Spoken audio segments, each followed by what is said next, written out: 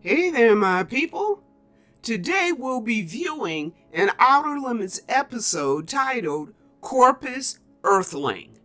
This episode stars a throwback favorite actor of mine, Robert Culp, who has starred in 3 Outer Limit episodes. This one, Demon with the Glass Hand, which I loved, and The Architects of Fear, both of which are on my playlist, so check them out.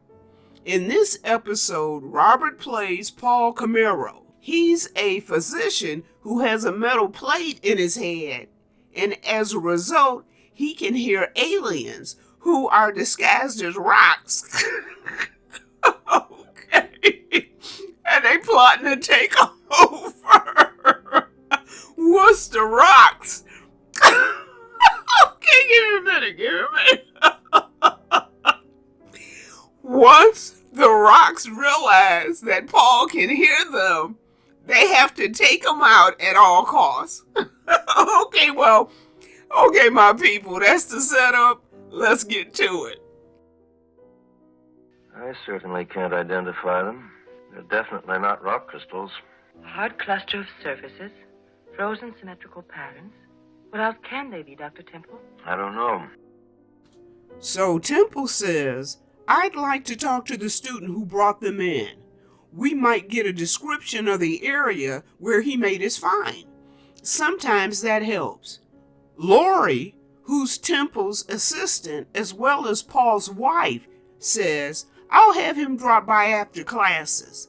Temple says, good, we may as well put these rocks away for now, and Lori picks them up, goes over to the glass cabinet, puts them away, and closes the glass door, but you notice she doesn't close it all the way. Lori goes over to a desk, and she sits while Dr. Temple is tinkering around with a small forge. He lights it, and he puts something inside, probably a rock. This is when Paul shows up. He says, neither one of you ever gets hungry. And Lori says, darling, is it that time already? Paul says, yes, ma'am, it is, and I'm starving. Lori gets up and heads to the door, telling Paul that she'll be with him in a minute. After she's gone, Temple asks Paul, been in surgery all morning? And Paul says, yeah, it seems like all day. Temple says, tough operation? Paul says, some bad moments, but the patient, thanks to his iron constitution, is still with us. Temple says, I think I'll stick to my rocks. They never get sick and they never phone me in the middle of the night. Temple turns some dials on the forge and he says to Paul, well, have a good lunch. Paul says, thanks, Jonas, and Temple leaves. And apparently it's just okay to walk off leaving this open flame just blazing away unattended all by itself. So Paul is just hanging out in the lab waiting for Lori when he notices the fire has gone out on the forge. He grabs some matches and tries to light it, and Brother Man causes an explosion that literally picks him up and tosses him across the room. And he lands near the glass cabinet where those rocks are. And peeps, the rocks start talking. In time to invade the bodies of these things called human beings. Someone is present. Only our own kind have the power to hear us. So the rocks are talking back and forth with each other, one of them saying, once we inhabit the host, our control of the organism will be complete, and then we can begin to control their planet. The other rock says, look at this guy. And people, I'm kind of paraphrasing, I'm filled with apprehension. Can the fragile bodies of these earthlings support our consuming energy? And then the first rock says, well, some will withstand body invasion, others will deteriorate. We must choose the hardiest specimens. And then rock 2 said, well, not this dude, because there's something wrong with his head. And the other rock says, yeah, he defective. It's like, okay, that's cold. And then Paul, Though he's shaken up from hitting the wall, he's hearing this conversation between the rocks. Who is it? You're in the room. Where? How is it that an earth creature hears us? His head, a foreign element is implanted in his skull. There's a foreign element implanted in his skull, the steel plate, peeps. The rock says it conducts our voices through the nerve network into his brain. So Rocky 2 says if he can hear us, we cannot invade his defective body. Then we need to off this brother. Paraphrasing, but that's what Rocky 2 meant. So Lori comes in to find Paul slumped over in a chair. They go to X-ray to have him checked out, and the doctor says there's no fracture. Lori says that's a relief. Paul takes the X-ray and takes a look at it, and he says everybody should have a little wartime souvenir in their head. Nothing like a metal plate to prevent a nasty fracture. The doctor says everything is checked out, nothing to worry about, and he says to Lori, your husband is as sound inside that skull as I am. They both thank the doctor, and then they head back to the lab. Back at the lab, they let Temple know that Paul's all right, and Paul apologizes for the damage to the oven. Temple tells him not to worry about it. It's given them trouble before, and it's nobody's fault. Then Paul starts acting a little off, peeps, and he's shaking, and he goes and sits down. When Lori asks what's wrong, he tells them what happened after he found himself on the floor. Well, when I was lying on the floor, I heard voices. They were not human voices. Well, I don't know how to describe them. They were really weird. So Paul says, and I'm paraphrasing a bit, I know this is going to sound messed up, and Temple says, don't worry about how it's going to sound, and Paul says, okay. They talked about invading bodies, about controlling people from the inside, controlling our world. And he says, now before you break out in unbridled laughter, I called out to them, and they said they were going to off me. And Paul says to Lori, I think they would have if you hadn't walked in. Lori says, Paul, that must have been the shock hitting your head. And Paul says, honey, the voices seemed very, very real. They were real. Temple says, shock can play some strange tricks, Paul. People sometimes mistake their own thoughts for voices. Paul says the sound was external. It was vocal. Temple asks, where were they coming from? And Paul says, somewhere in this lab. And Lori says, Paul, there's only rocks here. Look around. Igneous rocks, metamorphic rocks, sedimentary rocks, and rocks don't talk. You know what? Well, look, they was talking. Rocky 1 and Rocky 2 was sitting up in that case. Not only were they talking, but peeps, they were moving while they were talking. So the rocks started talking to Paul, telling him he must be destroyed. And of course, Temple and Lori, they don't hear this, because Paul's the one with the metal plate in his head. The rocks tell Paul to jump out the window, and he climbs up on the ledge to do it because they've taken control of his mind. Temple and Lori get him down, and Temple tells Lori to take Paul home.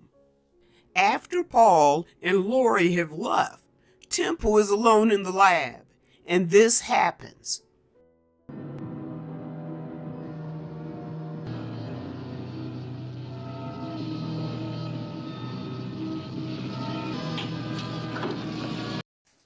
Okay, look, peeps. This is 1963 era product and special effects, so this is sort of the best they could do.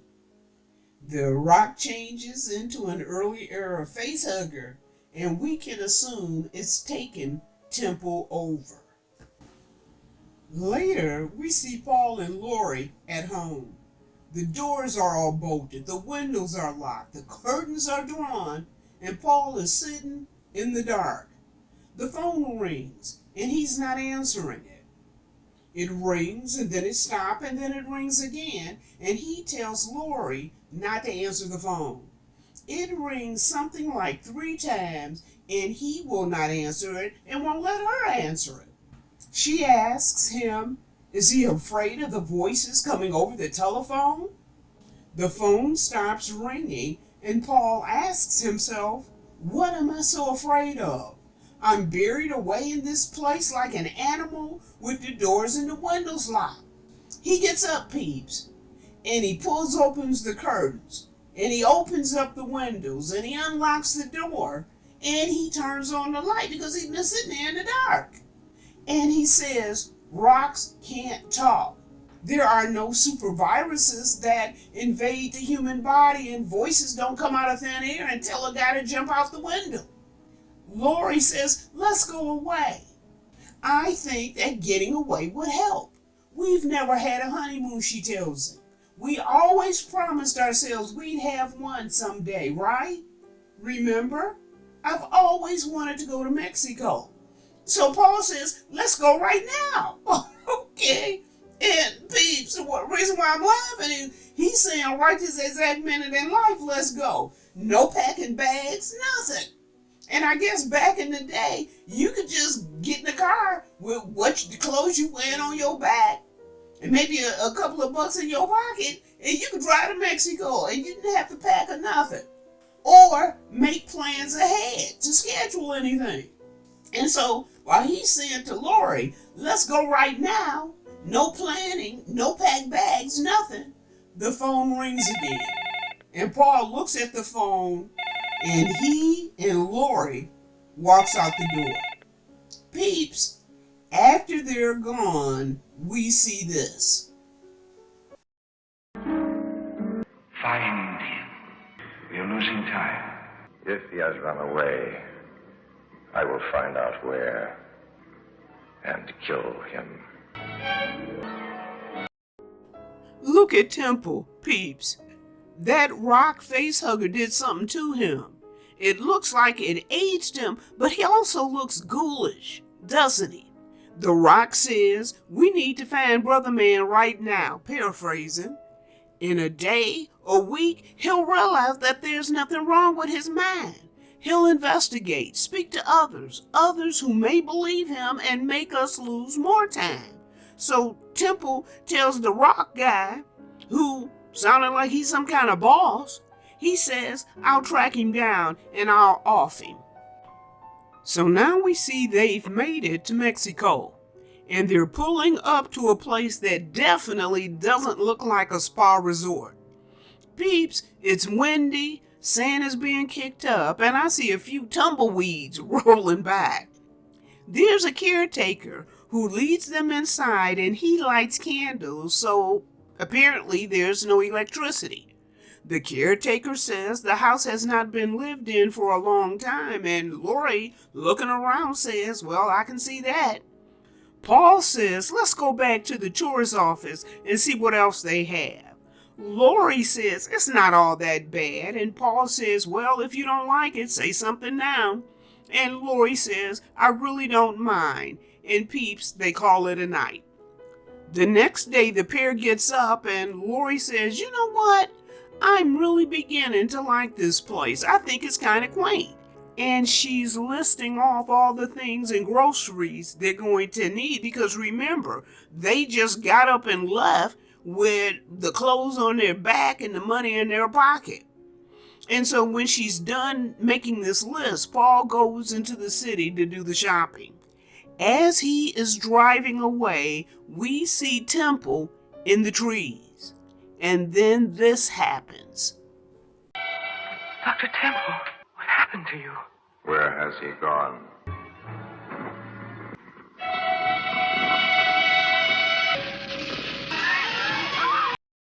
So Paul comes back from shopping, and he unpacks a bit, then heads towards the bedroom. He asks Lori if she's asleep, and he climbs onto the bed, being kind of cute and husbandy. and she turns over and he gets the shock of his life. She looks just like Temple, old and ghoulish. Paul looks at her, horrified, and he runs out of the house. He might have even been screaming like a little girl, but he runs out of the house, jumps into the car, and speeds away. So Paul rents a place nearby, but he's not there long because the caretaker shows up and tells him, "I've been looking for you to tell you that your wife is very sick and she needs a doctor." Well, peeps, if you'll remember, he's a doctor. So he goes back to the house, and yes, she's pretty sick. Probably from some alien cootie she got from that face-hugging rock. So Paul is tending to her and taking care of her, and he goes into the kitchen to prepare a syringe to give her some medicine. The caretaker's been there the whole time, so he tells the guy, "You can go and get some sleep." Well, when the caretaker leaves, Temple shows up. So Temple is standing there with a pistol in his hand, and he tells Paul, "I have to off you because you're a danger to us. Others of our kind want to come, but you're holding up the program." So Temple shoots and misses Paul by a country mile, peeps. So then he decides to move closer to Paul so his aim would be better, and they started duking it out. In the ensuing fight, they knock over a table and stuff falls onto the floor, including a knife. Paul scoops it up and fatally stabs Temple, who crawls away and eventually croaks. And then we see this happen.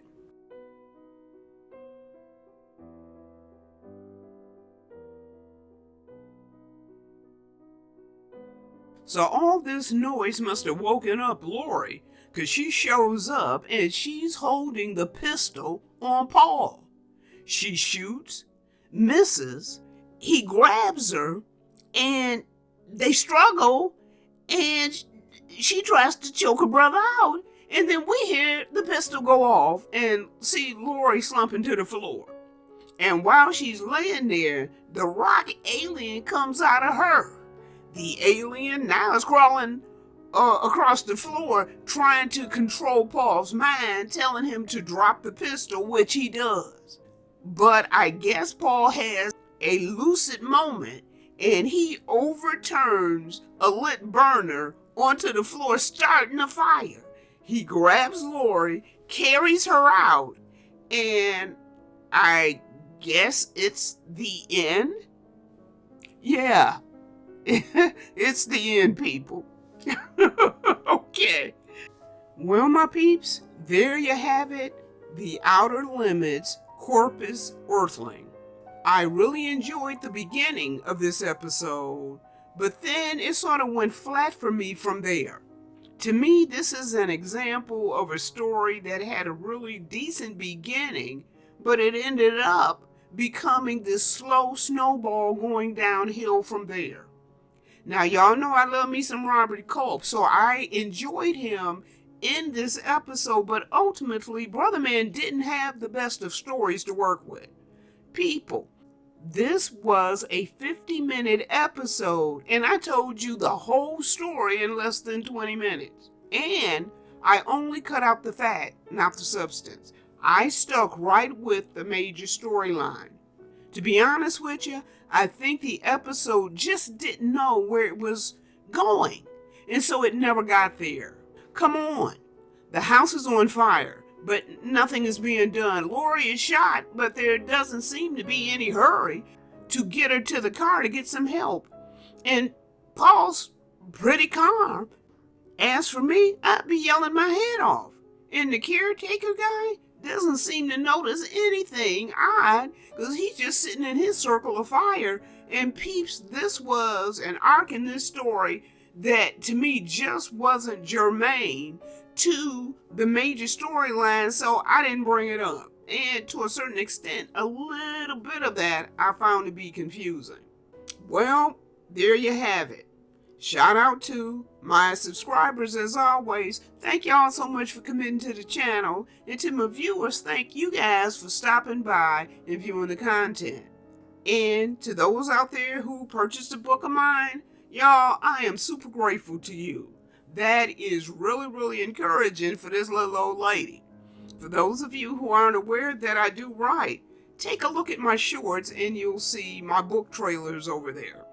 Well, my people, I hope you're all doing well, and as always, do spread some kindness when you have an opportunity. And remember to take out time to be kind to yourselves. Bye-bye for now.